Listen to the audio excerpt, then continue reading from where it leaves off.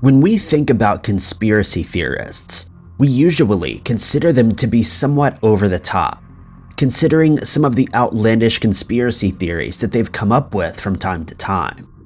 But every so often, one of these theories turns out to be a true story, and we are reminded just how strange this world can truly be.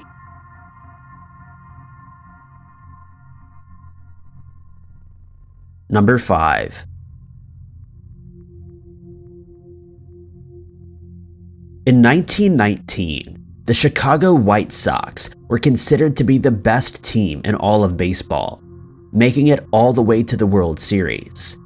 It's understandable then that when the Cincinnati Reds defeated them by 5-3, some people smelled a rat and conspiracy theories abounded. And those theories turned out to be true when pitcher Eddie Saccott confessed to a grand jury that he was part of a matchmaking scheme, along with 7 other White Sox players, to throw the World Series in the favor of the Reds. The players involved were pitcher Eddie Saccott, Claude Williams, first baseman Arnold Gandil, shortstop Charles Risberg, third baseman George Weaver, outfielders Joe Jackson and Oscar Felsch, as well as the utility infielder Fred McMullen. The scheme saw these players receiving large amounts of money from a gambling syndicate run by Arnold Rothstein. Since the Sox's club owner, Charles Comiskey, was known to underpay his players, they saw it as an opportunity for a proper payday in a scheme masterminded by Chick Gandil, who'd previously been arrested for stealing money from the Fresno team, of which he had previously been a member. Immediately after the series ended, Hugh Fullerton and other sports writers aired their suspicions, but it wasn't until September of the following year that a grand jury was called to investigate. After more players confessed, Comiskey suspended the 7 remaining players, since Gandil was already suspended due to a salary dispute. The players stood trial the following year, but their confessions and other key evidence had disappeared from the grand jury files, and they were acquitted. On the 3rd of August of that year, all 8 players involved were suspended from baseball for life. 7 of the players received $5,000 each for their part in the fix, equivalent to about $75,000 today. But Gandil received much more for being the mastermind, pocketing $35,000, the equivalent of about $520,000 today. The White Sox, having lost 7 of their best players, slid to 7th place in 1921 and would only feature in a pennant race again 16 years after the scandal took place.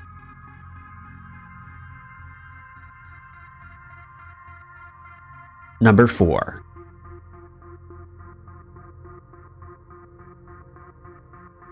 In 1972, many conspiracy theorists believed that John Lennon, the legendary rhythm guitarist for the Beatles, was being watched by the FBI. Not only did this conspiracy theory turn out to be true, but it went much deeper than previously speculated.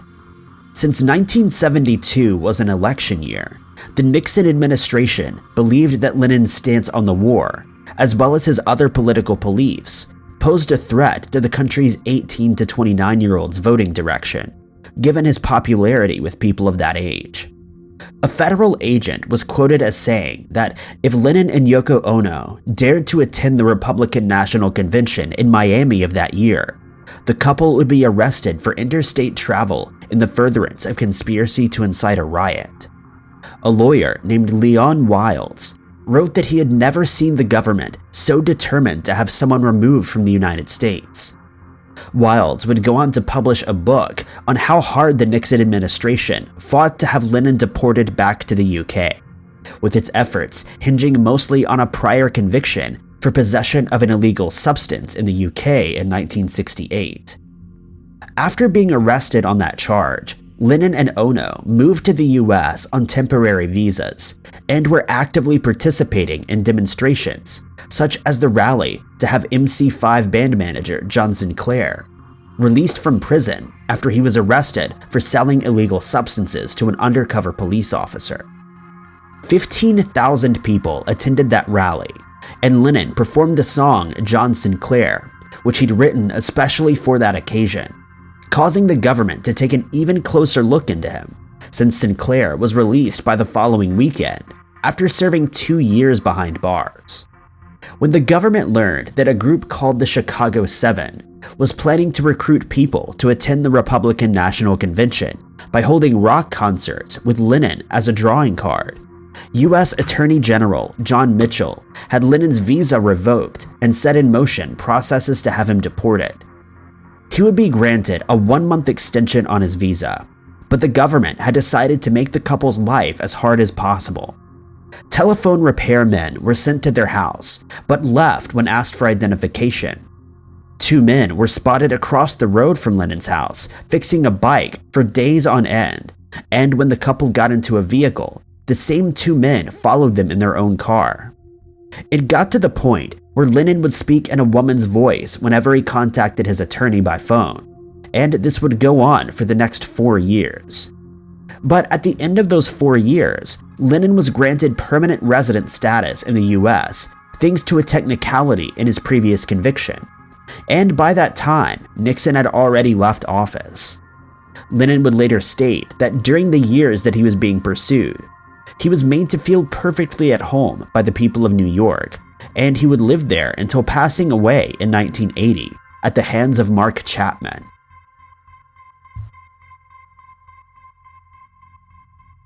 Number 3.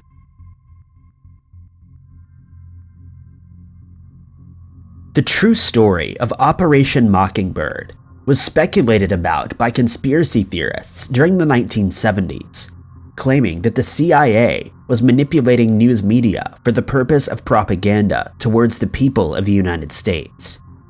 In 1967, an article published in Ramparts magazine exposed the CIA's support of front groups.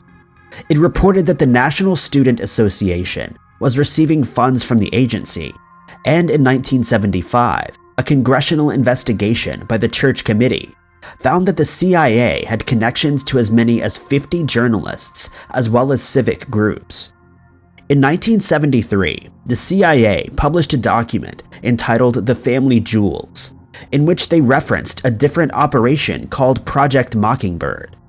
The document detailed how journalists were wiretapped and eavesdropped on in order to identify leaks within the US government.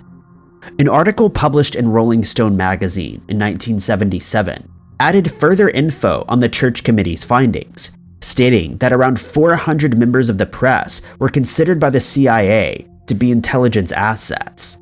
This included Arthur Hayes Sulzberg, publisher of the New York Times as well as Time magazine. Reporter Deborah Davis wrote that Operation Mockingbird was established by Frank Wisner, the director of the Office of Policy Coordination. She stated that this was done in retaliation to reports that the International Organization of Journalists was receiving money from Moscow to control journalists from every major newspaper in Europe in order to disseminate stories in favor of the communist cause.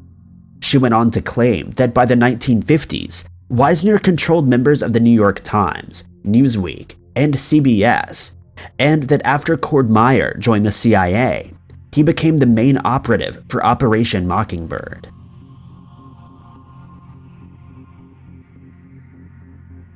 Number 2.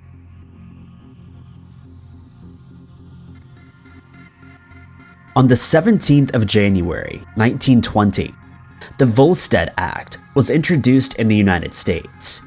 The act was named after Judiciary Chairman Andrew Volstead, and it was aimed at implementing the Prohibition Amendment by defining the processes and procedures for banning alcoholic beverages, their production, as well as their distribution.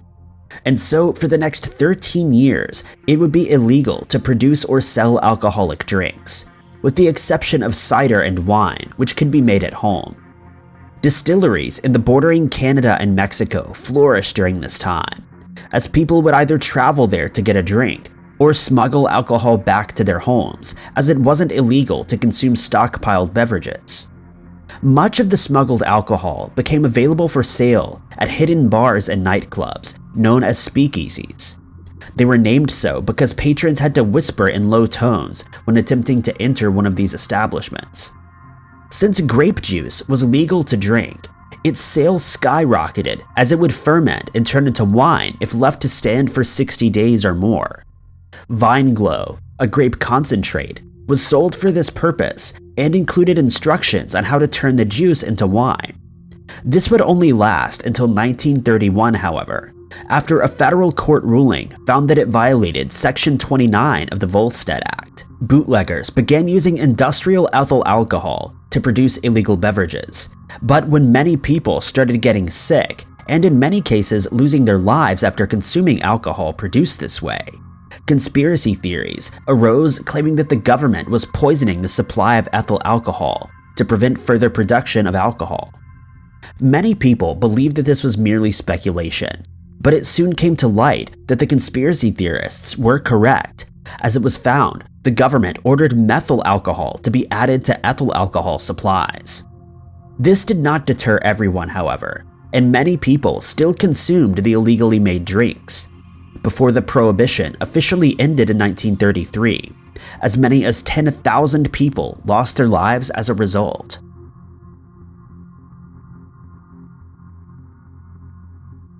Number 1.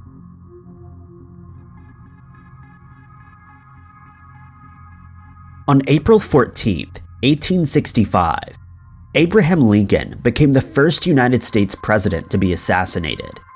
He was attending a play called Our American Cousin at Ford's Theater in Washington, D.C., when he was attacked by stage actor and Confederate sympathizer John Wilkes Booth. Lincoln would pass away the next day in the Peterson House across the street from the theater at 7:22 a.m. But many conspiracy theories held that Booth didn't act alone, and he was part of a much larger conspiracy, a speculation that turned out to be completely accurate. On April 14th, Booth had visited the theater to pick up his mail when he learned that Lincoln planned on attending the play that night. This gave him the perfect opportunity to carry out his plan, as he had been on stage at Ford's Theater many times and knew the layout of the building and its staff well. He and his fellow conspirators, Lewis Powell, Michael O'Laughlin, Samuel Arnold, and John Surratt, had conspired to kidnap Lincoln on the 17th of March as he returned from the play at the Campbell Military Hospital. But he had attended a ceremony at the National Hotel instead, and their plan was thwarted. Other fellow conspirators included David Harold, a dim-witted man who helped Booth escape to Virginia, George Atzerodt, who was given the task to assassinate Vice President Andrew Johnson, but backed out, Mary Surratt, who owned the boarding house where the conspirators met, Samuel Mudd, who set Booth's broken leg after the attack, and Edmund Spangler, a stagehand at the theater, who assisted Booth that night. Upon learning that Lincoln would be at the theater, Booth traveled to the boarding house and asked Mary Surratt to tell a tenant, Louis Weichman, to ready the weapons that he had stored there earlier. The group met one final time that night at 8:45 p.m., and knowing that he would be able to gain access to the president's box due to being a known actor, Booth decided that he would carry out the attack. He planned to fire at Lincoln first before attacking Ulysses S. Grant with a sharpened blade, not knowing that Grant had decided not to accompany Lincoln as the men's wives weren't fond of each other. The policeman tasked with guarding the presidential box, John Parker, took his chance to visit a tavern during the intermission along with Lincoln's valet. This just happened to be the same tavern where Booth was sitting in wait to carry out the group's heinous plan. Thank you guys so much for watching. If you liked this video, be sure to hit that like button. Also, don't forget to subscribe and click that notification bell to keep up to date with all of our future uploads. But I've been Ty Knotts, and I'll catch you guys in the next video.